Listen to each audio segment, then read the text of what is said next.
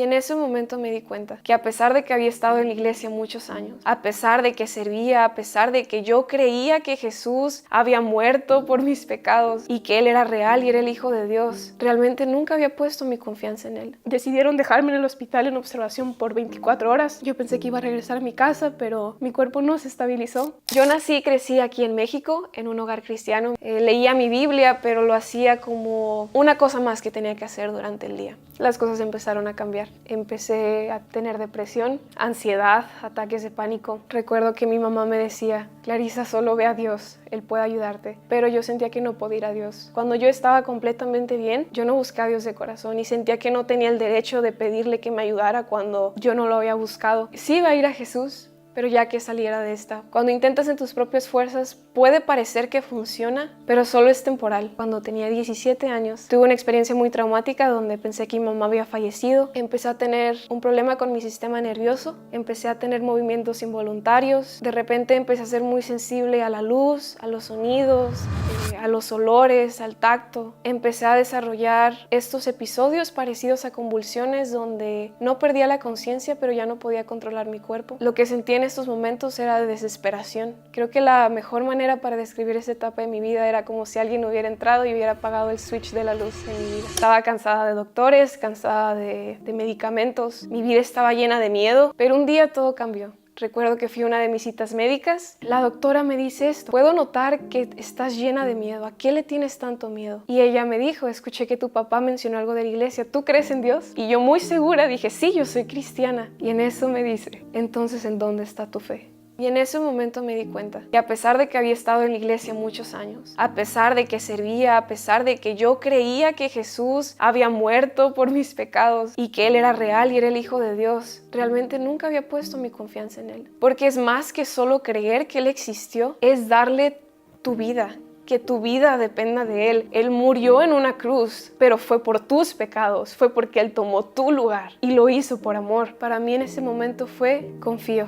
Fue lo único que dije en mi mente, con lágrimas en mis ojos: confío. Salí de esa cita con un gozo y una paz que no podía explicar. Pero mis circunstancias no cambiaron. Seguía enferma, seguía teniendo mis episodios de convulsiones y tenía esta seguridad de que pase lo que pase, Dios iba a estar ahí. Tal vez por crecer en la iglesia no había hecho muchas cosas que el mundo considera malas, pero que realmente mi corazón estaba lleno de orgullo, lleno de envidia, lleno de vanagloria, lleno de pecado y necesitaba arrepentirme. Me mostró que yo no era tan buena como pensaba. Jesús se convirtió en la luz de mi vida. Me di cuenta que en estos 4 años que había estado enferma, nunca había venido a pedirle a Dios que me sanara. Y me di cuenta que había incredulidad dentro de mí.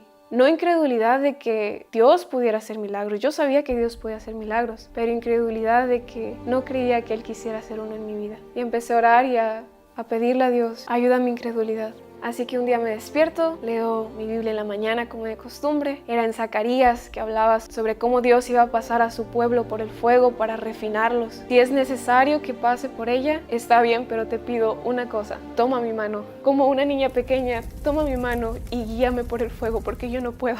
No podía controlar mis propias piernas. A los 2 días empecé a perder el control de mis manos también. De repente tengo uno de estos episodios, pero pierdo completo control de mi cuerpo y los latidos de mi corazón suben bastantes. Entonces, durante cada episodio yo tenía que tomar una pastilla que controlara mis latidos. Le dije a mi papá que me llevara al hospital porque me habían dicho en un inicio que pues podía haber riesgo de un infarto, y estuve en ese estado por 7 horas. Mi cuerpo no paraba, el medicamento no estaba haciendo efecto. Me debió de haber dejado dormida por horas, pero solo funcionó 10 minutos. Pero aún seguía sintiendo esa paz y ese gozo que sobrepasaba todo entendimiento, que con lágrimas en mis ojos le decía a Dios: Señor, quiero descansar, por favor, solo para mi cuerpo.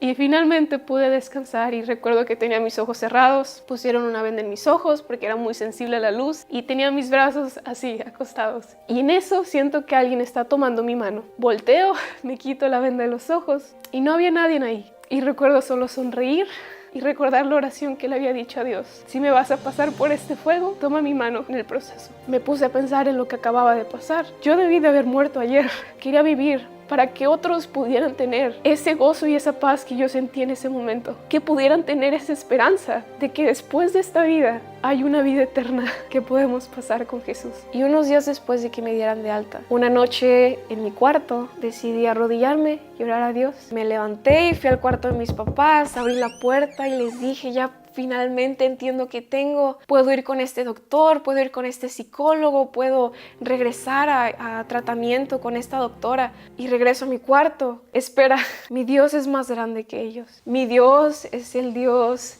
de Israel, el Dios de Jacob, el Dios que partió el mar en dos, el Dios que derrotó ejércitos. Mi Dios es Jesús, quien sanó a miles y miles de enfermos con sus manos.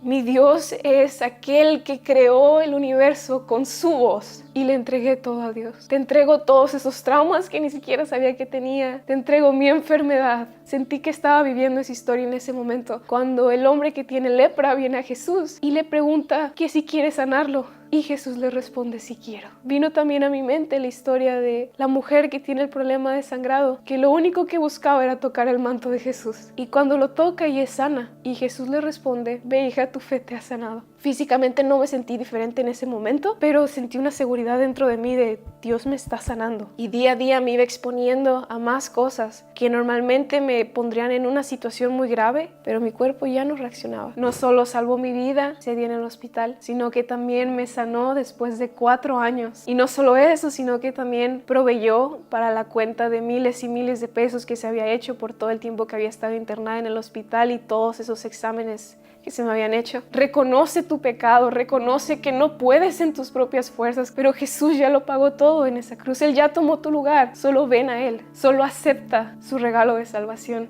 Él te está esperando con los brazos abiertos.